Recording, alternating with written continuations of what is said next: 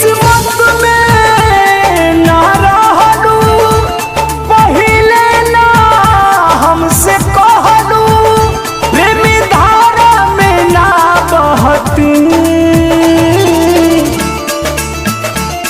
ना दिल देले रहती ना गम ले रहती ना दिल